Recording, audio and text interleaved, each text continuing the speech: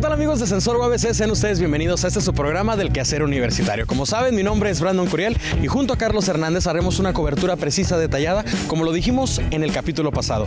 Recordemos que son capítulos especiales porque estos chicos de la Facultad de Humanidades y Ciencias Sociales que estudian Ciencias de la Comunicación, de la mano con la maestra Concepción Maxim Belgosa, están haciendo una colaboración impresionante en la materia que se llama ¿cómo, Carlos? Qué gusto saludarte. La materia, como bien lo comentas, Brandon, la materia se llama Comunicación Pública de la Ciencia y la Cultura, y nuestros compañeros de séptimo semestre de la licenciatura de Ciencias de la Comunicación han realizado productos audiovisuales como ya les presentábamos en el capítulo anterior. Hoy se van a tocar temas diferentes. Nuestra directora Lilian Anay realizó también otra cápsula sobre el cerebro y sobre el lóbulo frontal y la amígdala y qué efectos tienen estos dos en el sistema nervioso. También se va a hablar de cómo se fabrica la cerveza. Y tú te has preguntado, Brandon, ¿por qué lloramos? Es muy interesante lo que vamos a ver a continuación. Quédense con nosotros, estos 30 minutos apenas están comenzando y esto es Sensor UABC, temporada 13. En 2018 no vuelan aún los autos como en el libro Sueñan los androides con ovejas eléctricas, o más bien conocido como Blade Runner del autor Philip Dick. Ni los humanos se cultivan como en un mundo feliz. Ni los bomberos se dedican a quemar pilas de libros como en el libro Fahrenheit 451. No, los bomberos aún no se dedican a quemar libros, pero en lo que sí vivimos es en una sociedad llena de avances tecnológicos que esta novela predijo. Bienvenidos a Letras al Aire. En este episodio hablaremos de...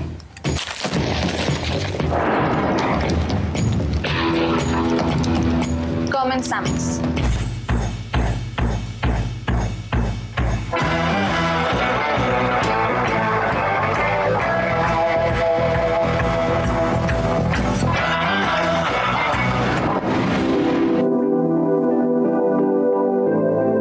Ray Bradbury.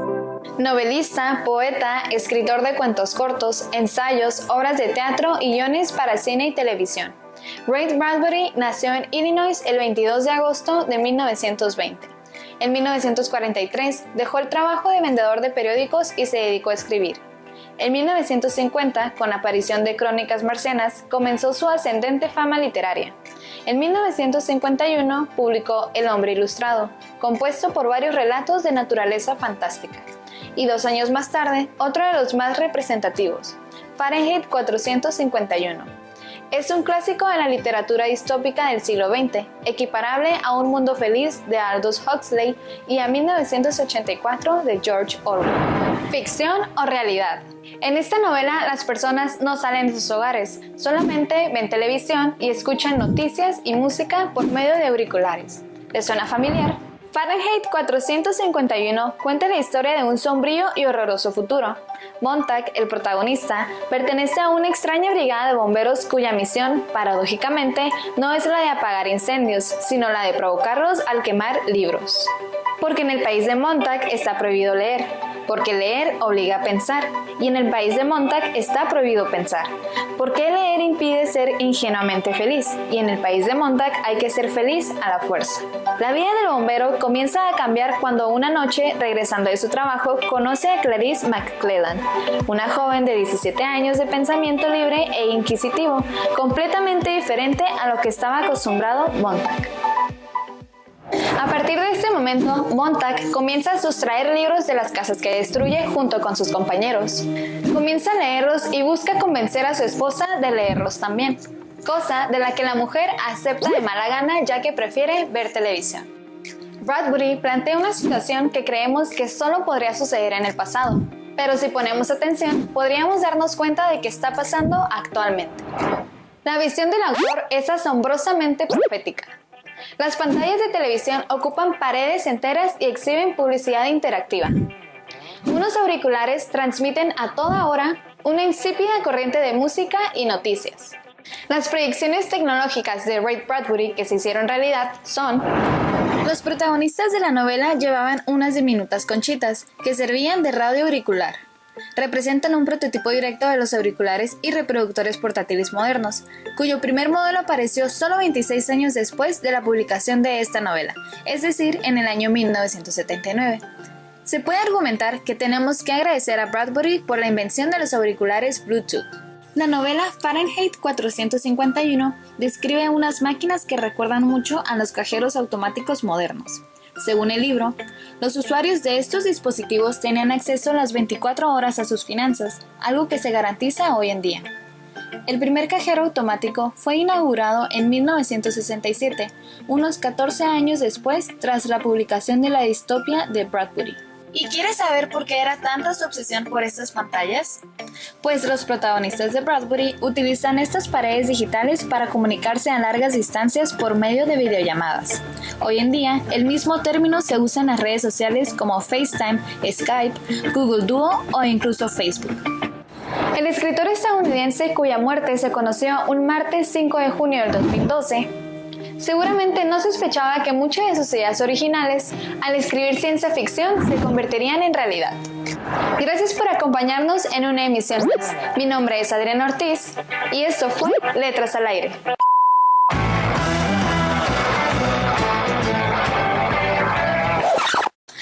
Y no olviden que en Letras al Aire queremos obligarlos a ser felices. Pero leyendo, ¿eh? Hasta la próxima.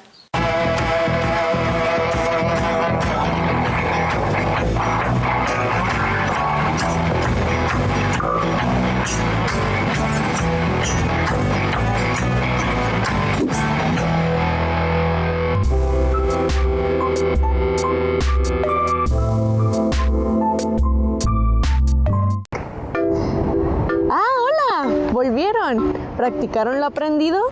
Yo sé que sí. Pero ahora, ¿no se preguntan cómo nuestro cerebro controla ciertas partes de nuestro cuerpo?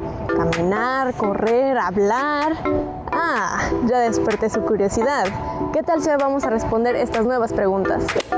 El cerebro se divide en dos hemisferios, el hemisferio izquierdo y el hemisferio derecho. Ambos están conectados entre sí por una estructura denominada cuerpo calloso, formado por millones de fibras nerviosas que recorren todo el cerebro. El hemisferio derecho se encarga principalmente de las habilidades espaciales, como el reconocimiento facial y el procesamiento de la música. En cuanto al izquierdo, es dominante en el lenguaje, procesando lo que escuchas y encargándose de la mayor parte de las tareas del habla. El hemisferio izquierdo del cerebro es el lógico, analítico y matemático, mientras que el hemisferio derecho es el imaginativo, creativo y soñador. Y hablando de las habilidades de nuestro cerebro, ¿no se preguntan si nuestras emociones realmente se originan en el corazón o todo es mental? Las emociones se generan en una zona específica del cerebro, la cual se llama amígdala. Esta se encuentra dentro del hipotálamo. En esta área en concreto se generan todos nuestros sentimientos, desde la felicidad, el miedo y el amor nacen en esta parte. Todo es mental, dicen por ahí. Los jóvenes adolescentes están domados por esta zona del cerebro, ya que la que veremos a continuación no se ha desarrollado por completo. Esta zona se tiene que estimular lo suficiente para que al crecer no sean simples adolescentes impulsivos o rebeldes sin causa. La zona encargada de controlar todas las emociones que genera nuestra amígdala es el lóbulo frontal, la encargada de dirigir nuestra conducta hacia un fin. Comprenden la atención, planificación, secuenciación y reorientación sobre nuestros actos. También están muy implicados en la motivación y conducta del sujeto, por lo que si se produce un daño en esta estructura, puede suceder que el sujeto mantenga una apariencia de normalidad, al no existir déficits motrices como el habla, la memoria o incluso de razonamiento, existiendo, sin embargo, un importante déficit en las capacidades sociales y conductuales. Hemisferio izquierdo y derecho, amígdala y lóbulo frontal fueron los temas aprendidos en esta sesión. Sigue ejercitando tu cerebro para llegar a su máxima capacidad. Y recuerda que si eres muy curiosa o fanático de la ciencia, estás en el lugar adecuado. Nos vemos la próxima.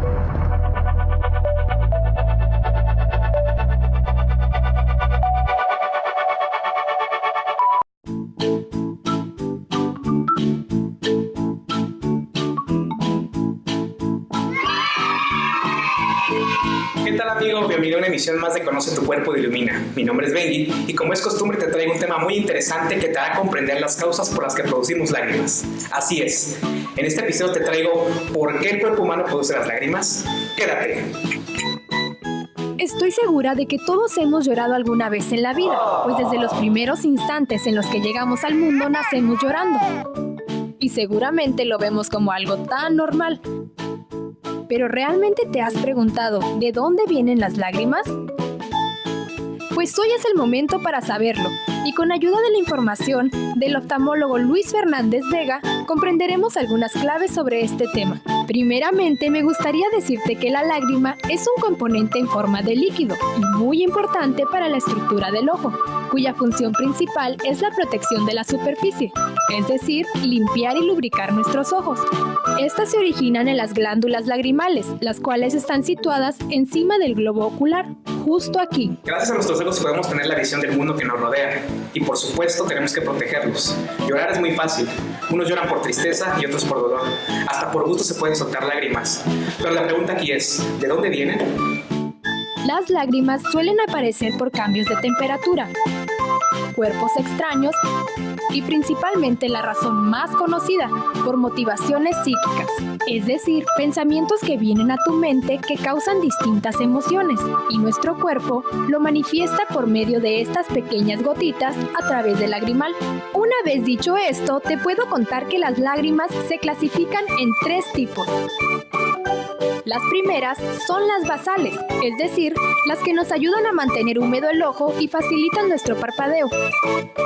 Las segundas son las lágrimas reflejas, las cuales mantienen nuestro ojo limpio de partículas extrañas.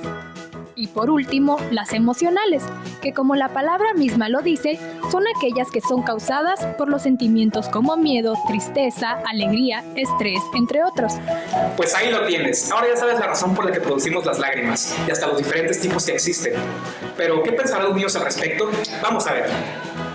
Lloramos cuando se nos muere un familiar o una persona querida o un animal. Puede ser de alegría, como si fuera que te hacen una fiesta de cumpleaños y estoy muy emocionada. Hay otro sector que es el de alegría. Cuando lloramos de alegría es cuando, por ejemplo, ganamos la lotería, ¿no?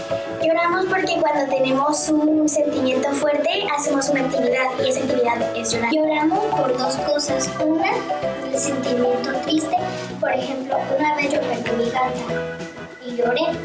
Yo lloro por a veces cosas que nos regalan, que nunca jamás nos habían dado o algo que perdimos y ya nunca nos van a regresar. A veces tienes tanta tristeza que lloras o tanta emoción que lloras.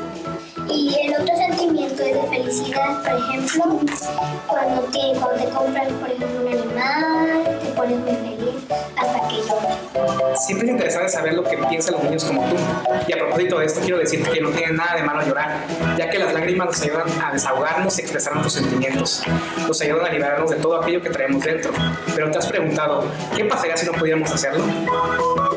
No producir lágrimas puede ser más grave para la salud de lo que piensas, pues cuando pasamos tanto tiempo utilizando dispositivos electrónicos, vemos directamente a la luz, el sol o vivimos en climas muy secos, podemos presentar el síntoma del ojo seco. Así que es mejor tratar de evitar estos malos hábitos. Ahora que ya hemos aprendido sobre las lágrimas, quiero aprovechar para decirte que también tenemos que saber que no hay que utilizar este proceso natural como excusa de chantajes o berrinches a nuestros padres, pues siempre será mejor expresar lo que sentimos con el diálogo y la mayor calma posible. Esto ha sido todo por hoy. Espero que esta información haya sido de mucho aprendizaje para ti. Mi nombre es Benji y nos vemos en la próxima.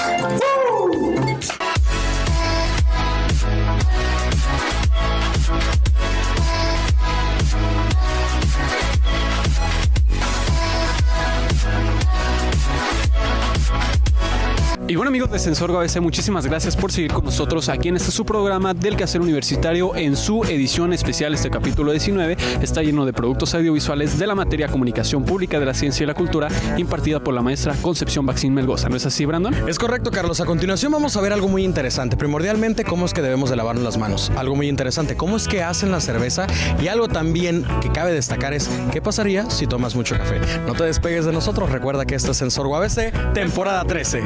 Hola, mi nombre es Octavio Zambrano. Y yo soy Osvaldo Pimentel. En el episodio de hoy les hablaremos sobre el café, esa bebida energizante de las personas por las mañanas, ese delicioso aroma que nos hace despertar. Pero, ¿te has preguntado alguna vez cómo debería de ser una taza de café para que no dañe tu sistema a largo plazo? O mejor dicho, ¿el café daña nuestra salud? ¿De dónde proviene el café? ¿Existe una adicción al café o es una droga?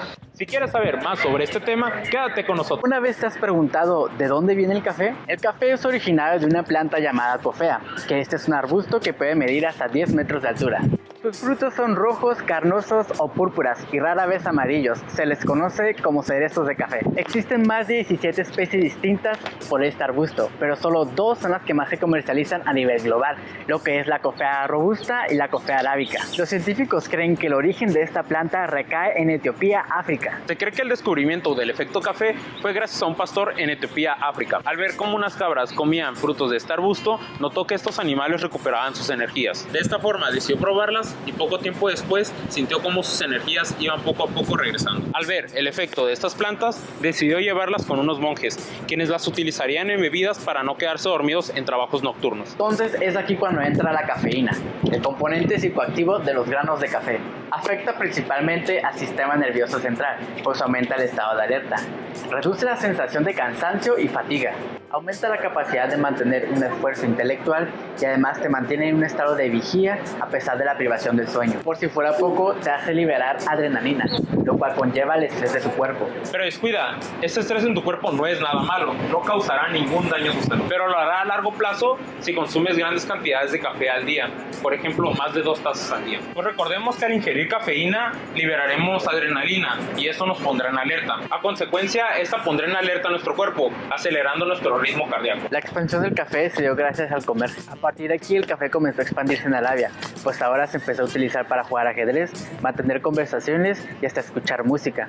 Entonces es aquí cuando en el Cairo empezaron a existir miles de cafeterías para ese entonces. Y durante la conquista de América, Suramérica, debido a su clima, fueron de los principales lugares donde se cultivó café. Posteriormente se expandió por toda América, trayendo consigo muchos aspectos positivos y al igual negativos. Por ejemplo, algunos estudios revelan que el consumir café y chocolate negro aumenta la sensibilidad de la insulina, así evitando la diabetes tipo 2. Este efecto se debe a sus diferentes componentes con capacidad de antioxidantes. También la cafeína podría ayudar en la movilidad de los espermatozoides, ayudando así a pacientes con actinospermia, es decir, hombres que sufren de una alteración en el esperma. Hay estudios donde se demuestra que la cafeína tiene efectos supresores sobre las células tumorales, las cuales se reproducen, sugiriendo que puede reducir el número de pacientes que enferman de cáncer y no mejoran. De igual forma, con el té, el chocolate y el cacao tienen los mismos beneficios. Ahora, por el lado negativo, el café en exceso hace daño. Esto debido a la adrenalina que liberamos al momento de consumirla. De igual forma, los nutriólogos recomiendan tomar no más de 2 tazas de café al día, ya que como es un componente psicoactivo, afecta principalmente al sistema nervioso central y igualmente aspectos psicológicos. Por ejemplo, aumenta el riesgo de fibrilación auricular o flúter, es decir, problemas relacionados con el corazón o problemas cardíacos. Pues como se dijo anteriormente, aumenta el ritmo cardíaco, liberando adrenalina y creando un estado de alerta. Cada persona es un mundo y cada persona tiene su tolerancia a la cafeína. Los síntomas más comunes al estar en contacto con la cafeína son palpitaciones, taquicardias, molestias gástricas, temblor, nerviosismo. De igual manera, dosis elevadas pueden provocar intensa ansiedad, miedo y crisis de angustia. Se han descrito casos de psicosis aguda inducida por cafeína en personas sin psicopatología. Como punto final, hablaremos de la cafeína como droga de abuso.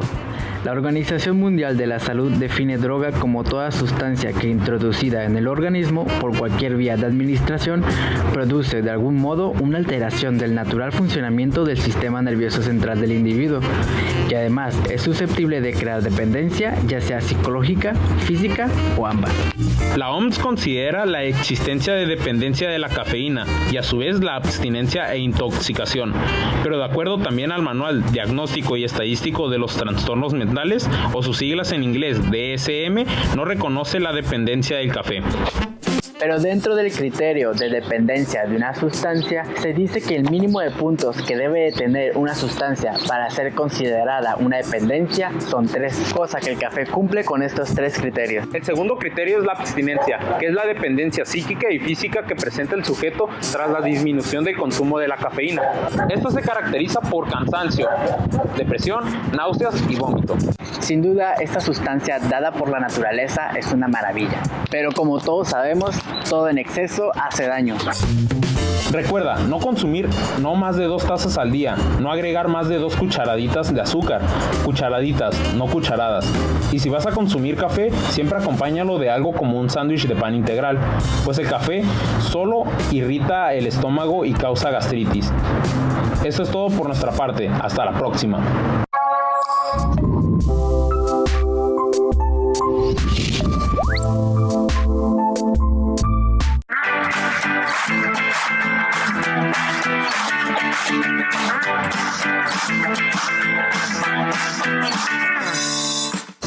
Hola, soy Debbie. Bienvenidos a otro episodio más de Qué curioso, ¿no? El otro día estaba en el baño y mientras mi amiga se lavaba las manos me pregunté, ¿realmente nos lavamos bien las manos?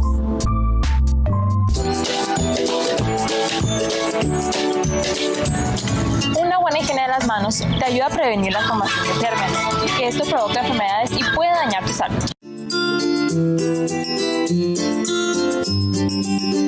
Algunas de estas enfermedades son influenza. Esto se contagia por contacto directo o por saliva. Enfermedades respiratorias, que esta puede ser gripe, tos o resfriado, y este se contagia por contacto directo igual o por haber estornudado cerca de él. Hepatitis y diarrea, estas se contagian por no lavarse las manos después de ir al baño y después estar en contacto con un alimento. Como pudieron ver, son varias las enfermedades que pueden tener si no se lavan correctamente las manos. Por ello, hoy les voy a enseñar cómo se debe hacer de acuerdo a la Organización Mundial de la Salud. Acompáñenme. Procedimiento para lavarse las manos. Este tiene una duración de 40 a 60 segundos. Antes de iniciar el proceso, se necesita mojar las manos con agua. Paso número 1. Deposite en la palma de la mano una cantidad de jabón suficiente para cubrir todas las superficies de las manos. Paso número 2. Frótese las palmas de las manos entre sí. Paso número 3. Frótese la palma de la mano derecha contra el dorso de la mano izquierda, entrelazando los dedos y viceversa. Paso número 4. Frótese las palmas de las manos entre sí con los dedos entrelazados. Paso número 5. Frótese el dorso de los dedos de una mano con la palma de la mano opuesta, agarrándose los dedos. Paso número 6. Frótese con un movimiento de rotación el pulgar izquierdo, atrapándolo con la palma de la mano derecha y viceversa. Paso número 7. Frótese la punta de los dedos de la mano derecha contra la palma de la mano izquierda, haciendo un movimiento de rotación y viceversa. Paso número 8. Enjuáguese las manos con agua. Paso número 9. Séquese con una toalla desechable. Y por último, paso número 10. Sus manos están limpias y seguras. No olvides que las manos tocan todo y estas pueden tener hasta 800,000 bacterias que se pueden convertir en una fuente de germes. Ahora que ya sabes este dato curioso, no olvides lavarte las manos.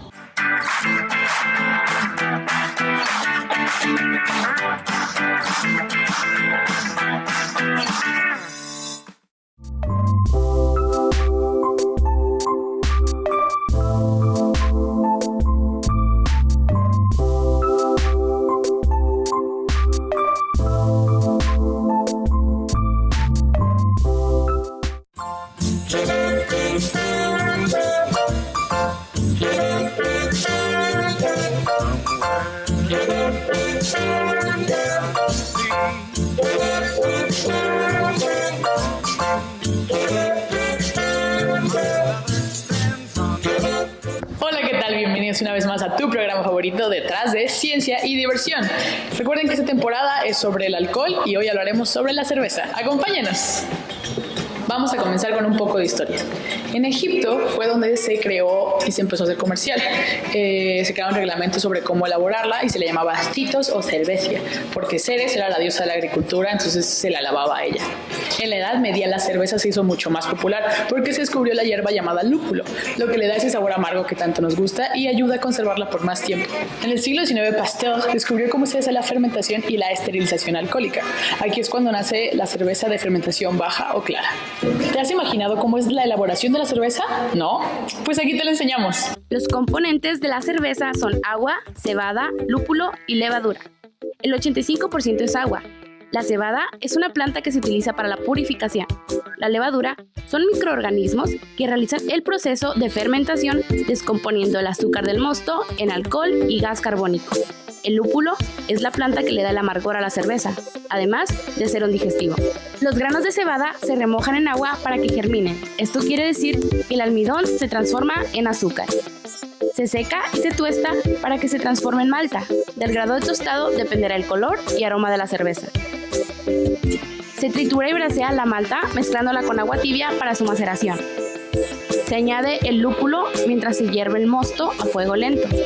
El lúpulo le da amargor y ayuda a la clarificación de la cerveza. Después de la cocción, el mosto se enfría y refrigera. De este modo se controlan las levaduras para comenzar la fermentación.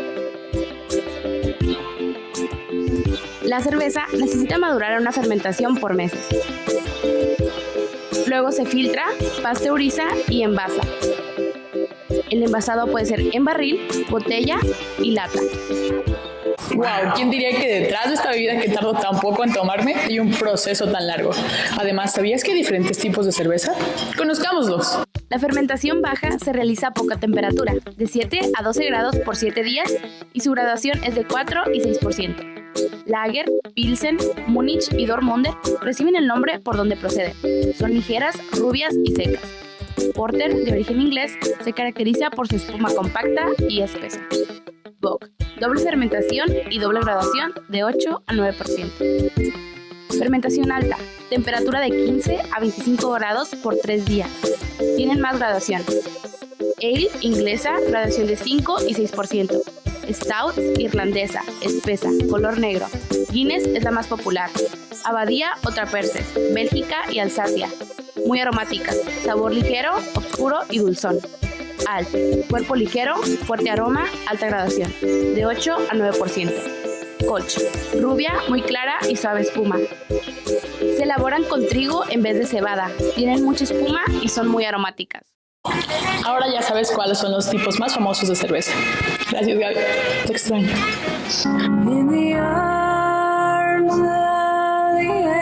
Pero ¿sabes también cuáles son las marcas más famosas de cerveza en cada país?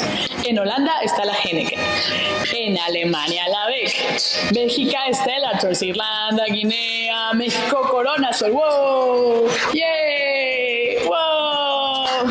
He venido a despedirme si alcancé a llegar. Muchas gracias por guiarnos en esta aventura cervecera. De nada. Nos vemos en el próximo capítulo de Detrás de Ciencia y Diversión.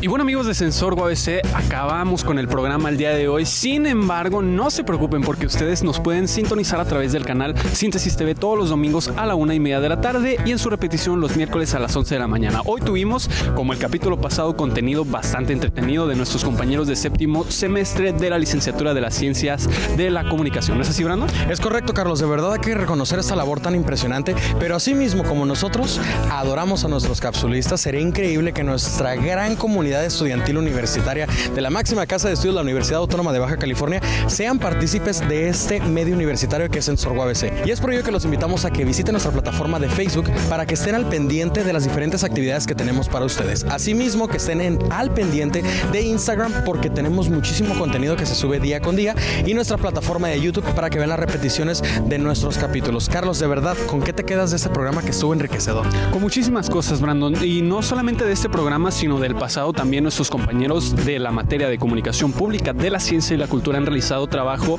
excelente, fascinante e implacable para este su programa Sensor UABC. Esperamos que lo hayan disfrutado y bueno, esto fue Sensor UABC temporada 13.